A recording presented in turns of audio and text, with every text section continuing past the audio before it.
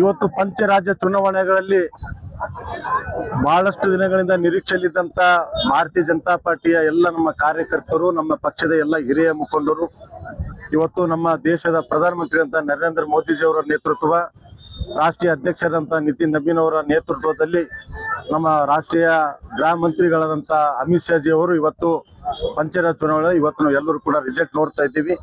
ಇಲ್ಲಿ ಕಲಬುರಗಿಯಲ್ಲಿ ಇವತ್ತು ನಮ್ಮ ರಾಜ್ಯ ಅಧ್ಯಕ್ಷರಾದಂಥ ವಿಜಯರಣ್ಣವರು ಎಲ್ಲರಿಗೆ ಕಾಲ್ ಮಾಡಿ ಇವತ್ತು ವಿಜಯೋತ್ಸವ ಆಚರಣೆ ಕೂಡ ನಾವೆಲ್ಲ ಭಾರತೀಯ ಜನತಾ ಪಾರ್ಟಿ ಅಧ್ಯಕ್ಷರ ನೇತೃತ್ವದಲ್ಲಿ ನಮ್ಮ ಪಕ್ಷ ಹಿರಿಯ ಮುಖಂಡರಲ್ಲಿ ಇವತ್ತು ವಿಜಯೋತ್ಸವ ಆಚರಣೆ ಮಾಡ್ತಾ ಇದ್ದೀವಿ.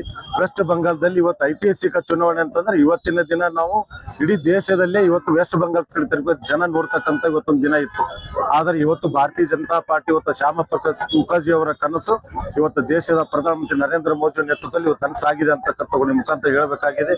200 ಸೀಟ್ಗಿಂತಲೂ ಹೆಚ್ಚಿನ ಸೀಟಲ್ಲಿ ಇವತ್ತು ನಾವು ಭಾರತೀಯ ಜನತಾ ಪಾರ್ಟಿ ಇವತ್ತು ವೆಸ್ಟ್ ಬೆಂಗಾಲ್ ಗೆದ್ದು ಇವತ್ತು ಸರ್ಕಾರ ಕೂಡ ಮಾಡ್ತಕ್ಕಂಥ ಹಂತದಲ್ಲಿ ನಾವು ಇದ್ದೀವಿ. ಪಂಚರಾಜ್ಯ ಚುನಾವಣೆಯಲ್ಲಿ 3 ರಾಜ್ಯದಲ್ಲಿ ಕೂಡ ನಾವು ಇವತ್ತು ಗೆದ್ದು ಭಾರತೀಯ ಜನತಾ ಪಾರ್ಟಿ ನರೇಂದ್ರ ಮೋದಿ ಅಭಿನಂದನೆ ಕೂಡ ಸಲ್ಲಿಸ್ತಾ ಇದ್ದೀವಿ. ನಮ್ಮ ರಾಷ್ಟ್ರೀಯ ಅಧ್ಯಕ್ಷ ನಿತಿನ್ ನಬೀನ್ ಅವರಿಗೆ ಮತ್ತು ಗೃಹ ಮಂತ್ರಿ ಅಮಿತ್ ಶಾಜಿ ಅವರಿಗೆ ಮತ್ತು ರಾಜ್ಯ ಅಧ್ಯಕ್ಷದ ವಿಜಯಣ್ಣವರಿಗೆ ಕೂಡ ನಾವು ಇವತ್ತು ನಮ್ಮ ಕಲಬುರಗಿ ಜಿಲ್ಲೆಯಿಂದ ಅಭಿನಂದನೆ ಕೂಡ ಸಲ್ಲಿಸ್ತಾ ಇದ್ದೀವಿ.